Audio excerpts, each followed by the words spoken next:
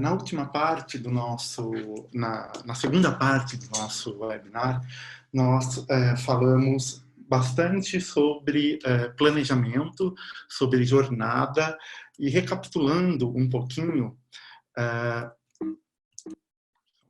agora sim, recapitulando um pouquinho, a gente citou a maturidade, né, uma jornada típica de maturidade de um time, e como algumas pilastras de investimento ajudam a acelerar ou ajudam o time a prosperar nessa jornada que era fundação, aceleração e escala, né? Então, nós citamos investimentos em processos, em colaboração, em planejamento e gestão, em visibilidade e em tecnologia. Nas duas primeiras partes do nosso webinar, nós falamos em bastante de colaboração, e na segunda parte nós falamos de planejamento. Nessa terceira, a gente vai dedicar para conversar um pouquinho sobre visibilidade, tá bom? O que é visibilidade, né? Visibilidade é sobre dispor de informações coerentes, consistentes, que conectam a estratégia de negócio à execução técnica e entrega. Tá? Então, pessoal, falar de visibilidade parece um pouco abstrato, né? Mas ela está intimamente ligada ao assunto métricas, tá? Ok, métricas, mas qual é o conjunto de informações que conectam a estratégia de negócio a uma execução técnica ou a uma entrega de um determinado time, né? Vamos lá, vamos entender primeiro um pouquinho mais sobre visibilidade, né? Visibilidade é ver, medir, entender para responder, né, com uma ação, né? Isso quer dizer o quê? Quer dizer que com visibilidade a gente consegue visualizar a evolução das entregas, tá? Num nível até diário, para apoiar a tomada de decisão e a resolução de problemas sem comprometer uma meta, um objetivo, uma estratégia da empresa, né? A gente consegue também apoiar o time no planejamento das próximas, das entregas futuras, baseado no conhecimento adquirido com os indicadores, as métricas colhidas, né? A gente também consegue permitir a visualização de forma bastante transparente, aí, um dos preceitos, né, da agilidade, em relação a gargalos e padrões que influenciam de forma boa ou ruim a conclusão do trabalho, né, a conclusão de uma entrega por um time, né. E a gente também consegue ter uma visualização do que a gente tem que melhorar, onde a gente tem que investir para melhorar, tá bom? E aí, tá bom, mas como então que eu faço isso, né? Como que eu aplico isso, né? O primeiro passo, uma abordagem sustentável, né? A gente tem que pensar em arquitetura, no contexto e em práticas. O que isso quer dizer? Arquitetura. Ter uma plataforma que sustente, tá? Que fomente a construção, coleta e extração de métricas. Lembra lá da pilastra de tecnologia? Pois é, olha ela aí aparecendo e se relacionando com a visibilidade, né? Lembra de contexto lá, perdão, de planejamento que aparecia lá para gente? Pois é. Então, estabelecer onde a empresa está e onde ela quer chegar em termos de indicadores também é essencial. E aí se correlaciona intimamente lá com a pilastra do planejamento, tá? E as práticas são: quais princípios e práticas os times vão precisar para conseguir gerar, extrair métrica, né? que não seja, obviamente, distorcida, né? Que seja coerente e consistente, né? Principalmente, né? E aí, olha lá a pilastra de processo também correlacionada com o tema visibilidade, tá? Falando um pouquinho mais de arquitetura, quando lá ligado a pilastra de tecnologia, a gente precisa ter uma ferramenta que nos propicie ter uma base de dados para extração das métricas, né? Não só a ferramenta, mas um processo, um modelo de uso que propicie a extração dessas métricas numa determinada frequência, né? E estabelecer papéis e responsabilidades na organização para acompanhar e, principalmente, né, quem serão os consumidores dessas informações que precisam dela para a tomada de decisão, tá?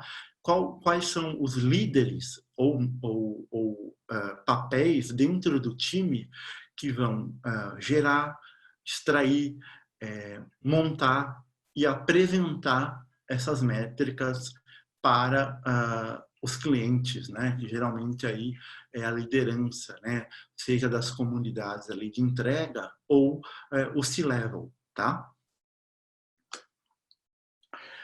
E falar de arquitetura não é só falar de ferramental, né? A gente também tem que pensar num blueprint onde ele permita, né, que a organização dos dados e das informações fluam de tal forma que as métricas elas saiam de maneira muito suave, que elas saiam de maneira muito fluida, né? Para a gente evitar ali o famoso Excel, a famosa carga de dados, ou ficar montando gráfico, PowerPoint. Não, que essa arquitetura, esse ferramental, ele nos permita, com um clique, ou esteja ali online, para a gente consumir, né, essas informações de acordo com a necessidade da organização. Tá, pessoal? Trazendo um pouco para a questão do contexto e do planejamento, é essencial a gente entender quais métricas a gente vai trabalhar, né? O porquê de estar medindo determinada coisa na organização, né? E qual decisão eu quero amparar com essas informações, né? Quais decisões os times e a organização eles pretendem tomar com as métricas que a gente vai fornecer para eles, né? E, obviamente, entender ali quais os possíveis ganhos que a gente tem tomando decisão em cima dessas métricas, tá? Isso quer dizer o quê? Que existe um conjunto grande ali de métricas, de tipos e níveis que a gente pode ter e que, obviamente, a gente não vai sair na largada tendo todos, porque requer esforço, requer investimento, né? Investimento de processo, de tecnologia e de colaboração, tá? E um conhecimento também de métrica, né? Então, se a gente olhar a base ali dessa tabela, a gente vai ver que tem um nível ali inicial que é um nível de entrega. E mesmo nesse nível inicial, a gente pode ter um subconjunto bem grande, bem rico de métricas, indicadores que a gente vai pode, né, vir a trabalhar, tá? Então, e aí pode-se evoluir, né, na organização para um nível de comunidade de entrega e num nível estratégico. Isso quer dizer o quê? Que a gente pode selecionar permear aqui o que faz sentido para a organização e trabalhar esse subconjunto ali, tá?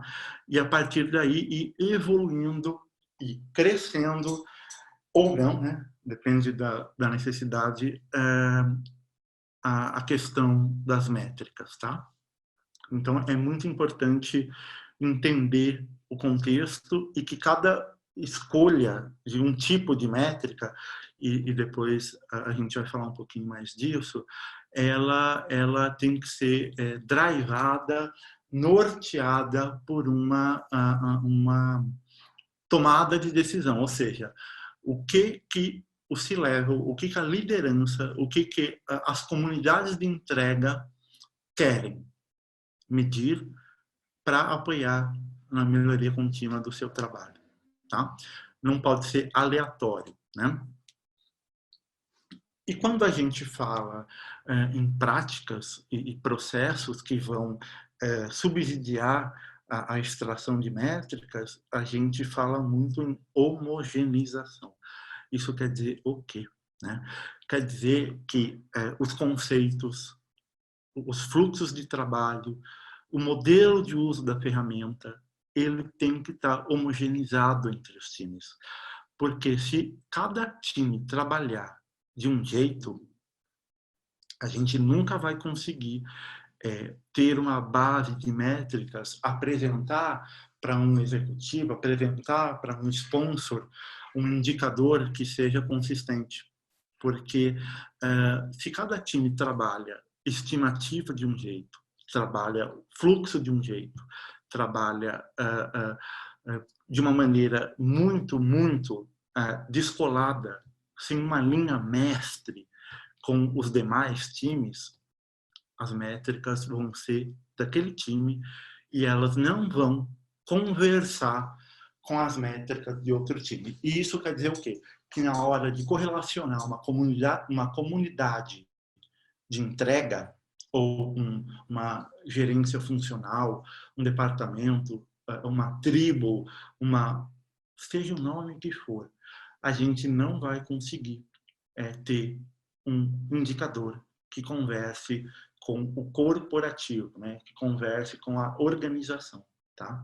Então, isso é muito relevante na hora de pensar em métricas, né? Falando um pouco mais sobre isso, eu trouxe aqui alguns exemplos para vocês de métricas que a gente pode começar uma jornada, né, de visibilidade com elas, para a gente... ela é o feijão com arroz, né, de métricas, para a gente começar a entender, né, que tipo de informação a gente pode dispor, né? O throughput é uma das métricas mais famosas ali em agilidade, né? O que é o throughput? Ela vai dizer para a gente quais são os itens de trabalho, e aí por item de trabalho eu estou sendo agnóstico ali da granularidade, tá? Pode ser história, tarefa, subtarefa, tá? Aí vai depender de como cada companhia quer trabalhar, né? Quais itens de trabalho foram concluídos num período estabelecido, né? Pode ser de uma semana, 15 dias, por uma sprint. Geralmente, o throughput ele nos permite descolar do time box da entrega. Ele pode ser semanal, que já dá para a gente uma reação, né? Dá para quem acompanha a métrica um poder de resposta maior, porque se aquela semana não está legal, eu tenho mais uma ou duas para correr atrás do prejuízo, né? Então ela é uma métrica muito bacana, tá? E que tipo de prática fomenta, né, viabiliza essa métrica, né? Então, por exemplo, um princípio de atualizar diariamente o quadro Kanban pelo time é essencial, né? E homogeneizar o conceito de pronto, de definição de pronto, também é outro princípio essencial, porque todo mundo vai tratar o pronto da mesma forma, né? Que é, por exemplo, e não cada time ter o seu próprio conceito de pronto. Então, por exemplo, pronto é entregue em produção na mão do usuário final. Ótimo. Ou ele é validado em pré-produção ou em algum outro ambiente. Então, cada negócio, cada comunidade de entrega, organização, tem que trabalhar o seu conceito de pronto de acordo com a sua realidade. Né? Isso daí tem a ver com o que a gente fala em homogeneizar. Né? Uma outra métrica aí bastante difundida é a velocidade. Né? A velocidade, então, ela é uma métrica quantitativa também de comparação, tá? Entre o que o time ele se comprometeu a entregar com o que de fato ele entregou, né? E é bacana ela, por quê? Porque aí sim ela é time boxed, né? Ou seja, ela faz sentido ser da sprint, né?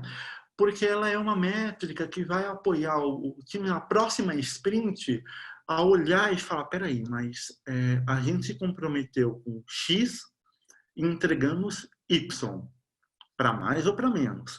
Então, a gente já tem uma noção de qual é a nossa velocidade de entrega numa sprint ou numa time box, né? Então, isso ajuda a trazer bastante transparência aí, né, para os times, tá?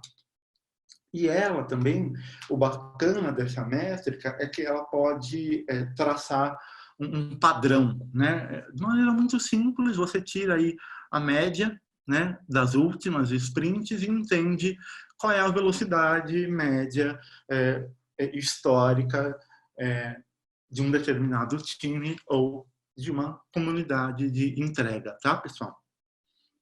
Uma outra métrica interessante é o CFD. Essa métrica, o bacana dela é isso. Então, ela vai, dado um determinado workflow, um fluxo de trabalho, perdão,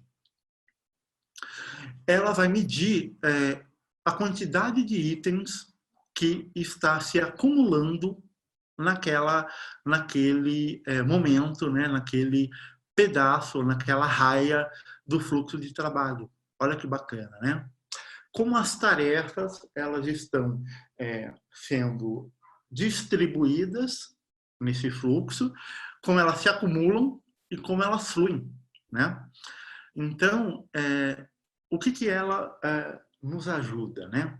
Ela nos ajuda a entender onde está gargalando, em que parte do fluxo de um time ele está com mais impedimentos ou ele está acumulando e segurando, né, e barrando a evolução da entrega. Né? Então, ela é muito bacana até para o time olhar e entender onde, em que pedaço do fluxo há oportunidade ali, em que momento, né, do fluxo há oportunidades de melhoria, né? Seja uma melhoria de processo, de colaboração, ou uma melhoria até organizacional, né? Que ali alguma dificuldade externa que faz com que o time ele venha a ter problemas sempre na hora de implantar, ou na hora de testar, ou na hora de validar, tá? Então, é muito bacana ali, né?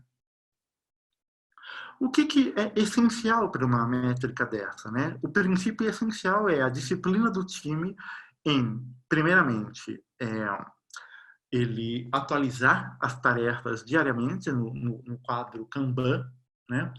E principalmente entender que se houver ali, né, algum gargalo, que ele esteja refletindo a realidade e não porque as pessoas deixam para atualizar o quadro Kanban uma vez por semana, porque aí essa métrica ela deixa de ter valor, porque todo o acúmulo ou o que gargalou não vai aparecer, né? Então, essa é um dos princípios aí que viabilizam, né, a extração dessa métrica, tá? E é muito bacana porque ela é uma métrica que a gente bate o olho e a gente vê onde que está o maior problema dela, né? Do fluxo de trabalho, tá? Uma das queridinhas ali, né, dos Scrum Masters, dos POs, até dos PMs, né, dos Product Managers, é o Lead Time. E essa métrica, ela é muito bacana, porque ela mostra o tempo que é necessário para uma história, uma funcionalidade, né? Ela, desde a hora que ela entra, né, para sprint, para o time box, e até a hora que ela é entregue de fato, de ponta a ponta, né? Então, mostra aí qual é o tempo que um determinado time precisa para entregar uma determinada funcionalidade de ponta a ponta, né? O pulo do gato aqui para essa métrica é ter duas coisas muito claras. O definition of ready, que ela tem que estar pronta para entrar no sprint, né? E o definition of done, qual é o conceito de pronto para se considerar ela pronta, porque caso contrário, entrou algo que está quadrado e o time não conseguiu trabalhar, né? Ele teve ainda que refinar requisito, entender critério de aceite, refinar negócio com o PO, já distorceu a métrica, né? Porque ela não tem ali, ela já aumentou o lead time, né? Porque o time não está dedicado em construir ela. Ele teve que fazer o trabalho do PO, né? E se o conceito de pronto não está claro, o conceito de pronto não está homogeneizado, também, cada hora a gente vai ter um lead time diferente, né? Ou um lead time para cada time, porque imagina só, né? O time A trabalha validado, testado, e o outro está em produção. Imagina, ali tem uma lacuna, tem um gap, né? Que a gente precisa homogeneizar, tá? Um exemplo ali de lead time e que dá até para fazer com ferramentas ali apropriadas, até gráfico de dispersão. É super bacana, tá, pessoal? Porque a gente consegue entender também quais funcionalidades ou quais tarefas, aí depende da granularidade, se ficaram aí mais descoladas, né, da média, tá? É muito bacana. Uma que é super legal é o Épico Report. Ela é mais, ela é já mais de ágil escalado. Por quê? Porque ela exibe a quantidade de features por status de cada épico. Então, permite, né, a um PM, a um RTE, a um BO, a um C-Level, acompanhar a completude da feature, né? Por épico, né? Então, olha só que bacana, né? Porque quem realiza a estratégia de negócio é o épico, né? Idealmente, né? É um épico de negócio, né? Ou um correlato, né? Se você trabalha só por feature, você também pode ter um reporte por feature, ou seja, perdão, qual a completude das histórias para aquela feature, né? Então, aí a granularidade, cada empresa, né, vai entender que é a melhor para você, né? E daí o que afeta, né? Qual prática aí viabiliza ela, né? Os itens de trabalho, com certeza, no Kanban, diariamente, né? E que o PO e o Epic Owner, ou outro nome correlato ali, atualizem, né, os status das features e dos épicos de acordo com o trabalho dos times, né? Se eles não dispõem de uma ferramenta de gestão ágil, como, por exemplo, um Jiraline, eles têm que manualmente, então, irem indicando a completude dos épicos e das features, né? Agora, se a arquitetura, lá que a gente falou, né, pilastra de tecnologia, já ampara, né, ela já tem um ferramental que linka já todo o trabalho bottom-up que está sendo feito pelo time para indicadores de tomada de decisão top-down, aí isso já flui de maneira mais natural, né? Então, pessoal, a gente falou aí de algumas, tem outras, tá? Que são as queridonas ali, né? Sprint Burn-Up, Sprint Burn-Down, que vai dar uma visão diária ali do backlog da entrega, da sprint, como ele está se comportando, tá? Isso ajuda muito nas reuniões diárias para resolver impedimento e dentro do próprio time para eles se resolverem, tá? E garantir que a meta da sprint seja alcançada, né? Temos também uma que é super legal, que é o Cycle Time Breakdown, que parecido com o Lead Time, ele dá por pedaço, né? Por processo, por momento ali do fluxo de trabalho, né? O tempo, né?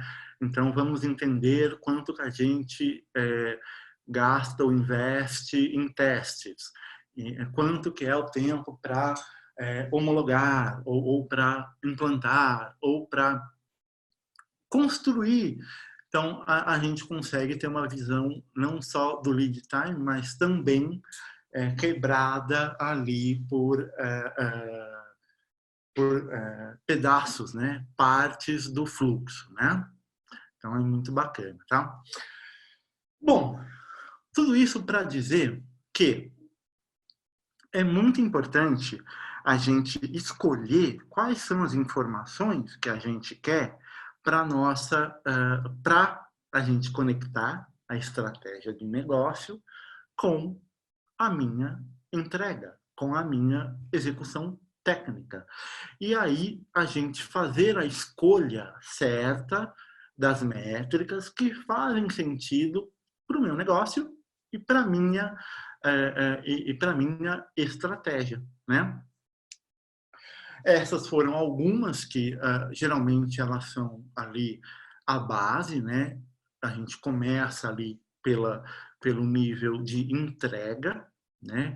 E a gente vai subindo no nível ali de tático, né? Por tribo, por comunidade de entrega, ou por produto, ou por gerência funcional, ou um mix, né? Uma matriz deles, né?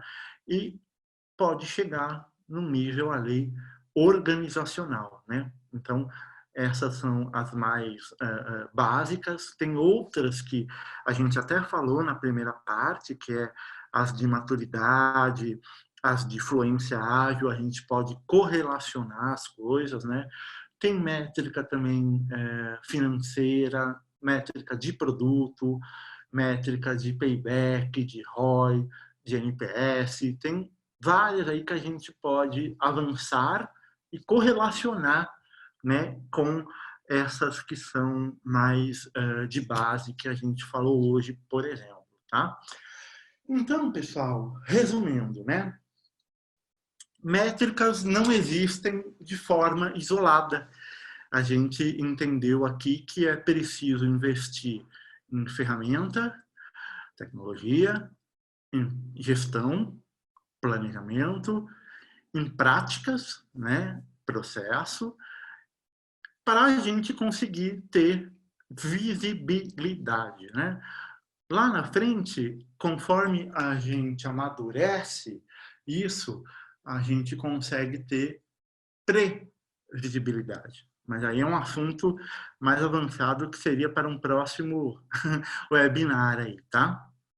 E a gente deve sempre a partir do nosso contexto, da nossa dor, né, como empresa, produto ou time, começar com um conjunto mais básico, né, de métricas e sempre de uma maneira bottom-up, tá? E aí a gente converge para as métricas mais top-down, que são aquelas estratégicas, tá? E, de tempos em tempos, calibrar essas métricas, né? Adaptá-las, melhorá-las, para que elas fomentem cada vez mais a tomada de decisão de forma coerente, consistente, né? Dar as informações ali para os executivos terem condição de tomar uma decisão norteada por dados, por informação, e não por achismo, né?